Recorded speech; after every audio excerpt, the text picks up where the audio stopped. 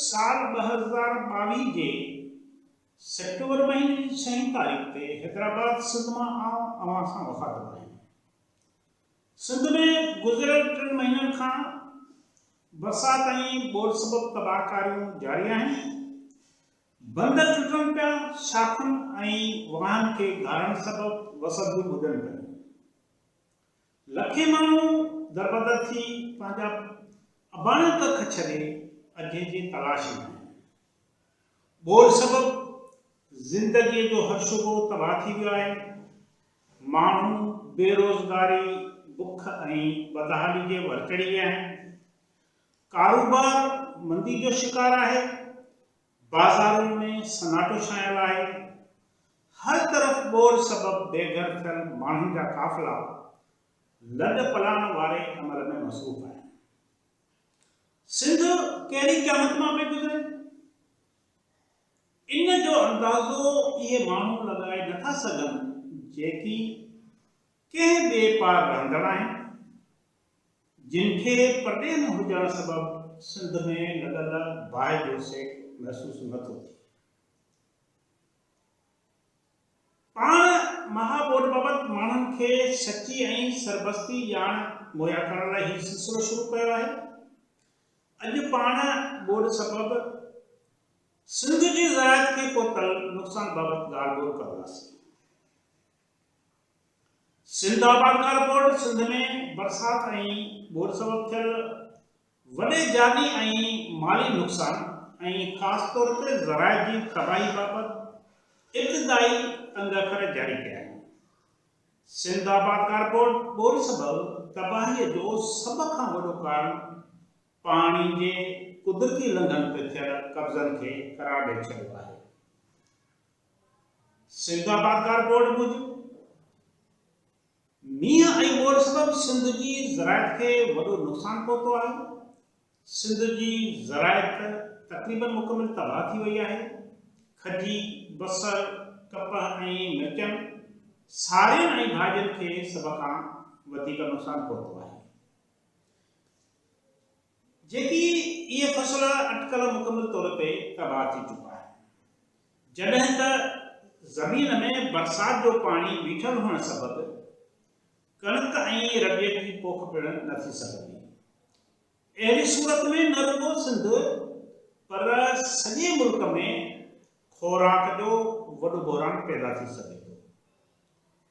जंहिं करे इन सूरत हाल खे मुंहुं ॾियण लाइ ज़रूरी आहे त ॿनियुनि में ज़मीनुनि में बीठल पाणी खे कढण लाइ हंगामी बुनियादनि ते इंतज़ाम कया वञनि।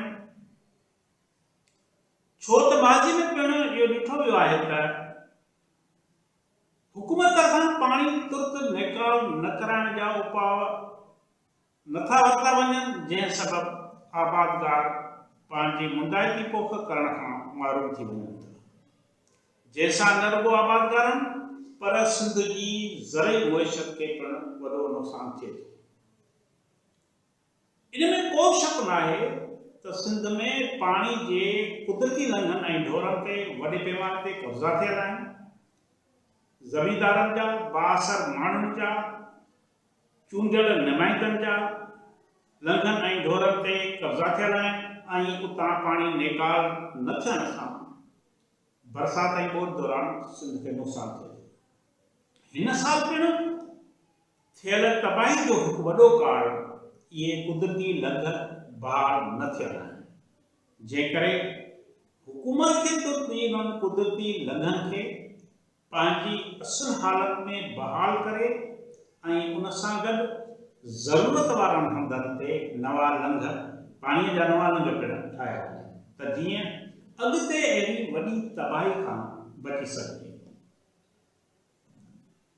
सिंध आबादकार बोर्ड मूजिबि हलंदड़ साल अॻुई कणिक जी पैदावार जो टारगेट पूरो न थी सघियो आहे, जंहिं करे हाणे हुकूमत वॾो मिटा सटा वारो नाणो ख़र्च करे कणिक परॾे मां घुराइण ते मजबूर आहे। जेतोणीकि सिंध हुकूमत सिंध जे 23 ज़िलनि खे आफ़त सचल करार त ॾिनो आहे, पर आबादगारनि खे उन जो फ़ाइदो तेसिताईं नथो थी सघे जेसिताईं हुकूमत ढल ऐं आबियानो माफ़ करण बाबति को चिट्टो नोटिफिकेशन जारी न कंदी, छो त अॻु बि इहो ई थींदो रहियो आहे त इहे ज़रई उगाड़ियूं माफ़ करण जे बदिरां कुझु वक़्त लाइ कुझु अरसे लाइ मुलतवी कयूं वेंदियूं आहिनि ऐं अॻिते हली उन्हनि जी उगाड़ी कई वेंदी आहे। हुकूमत तरफ़ां ढल आबियानो ऐं ज़रई कर्ज़ पिणु माफ़ कया वञनि, ज़मीन में बीठल पाणी तुर्ती निकाल कयो वञे त जीअं आबादगार कणिक ऐं रगे जी ॿी पोख करे सघनि। आबादगारनि खे कणिक सरह ऐं सूरजमुखीअ जो ॿिज ऐं भाण बि मुफ़्त ॾिनो वञे। आबादगारनि खे बिना व्याज कर्ज़ बि ॾिना वञनि जीअं हू ॿीहर बहाल थी सघनि। हुकूमत 2010 वारी ॻोल्ह खां पोइ सिंध आबादगार बोर्ड जे सहकार सां 5 लख एकड़नि ते सूरजमुखीअ जी पोख कराई हुई, जंहिंजा नतीजा पिणु बहितर निकिता हुआ। इन करे हाणे पिणु पाणी निकाल कराइण खां पोइ हुकूमत सूरजमुखी जी वॾे पैमाने ते पोख लाइ आबादगारनि सां सहकार करे। इन सां हुकूमत खे खाजरू तेल परॾेह मां घुराइण ते ख़र्च थींदड़ मटासका जे नाणे जी कंहिं क़दुरु बचत थी सघंदी।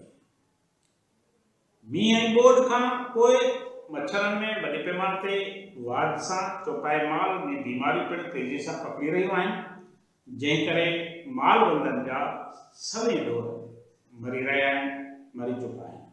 पर लाइव स्टॉक खाते तरफ़ां इन्हनि जी वैक्सीनेशन ऐं इलाज जा के असराइता ऐं घुर्ज मूजिबि वॾे पैमाने ते उपाउ थींदे नज़र न पिया अचनि।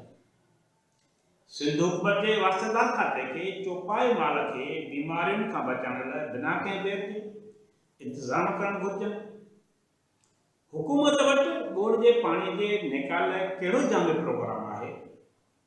हुकूमत खे जामे मनसूबाबंदी करणु घुरिजे ऐं इहो पब्लिक करणु खपे त हाणे अॻिते छा करणु। ज़मीन खे अॻे फसल लाइ पोख लाइक़ बनाइण लाइ हुकूमत वटि आख़िर कहिड़ी हिकमत हली आहे? मालवंत माण्हुनि खे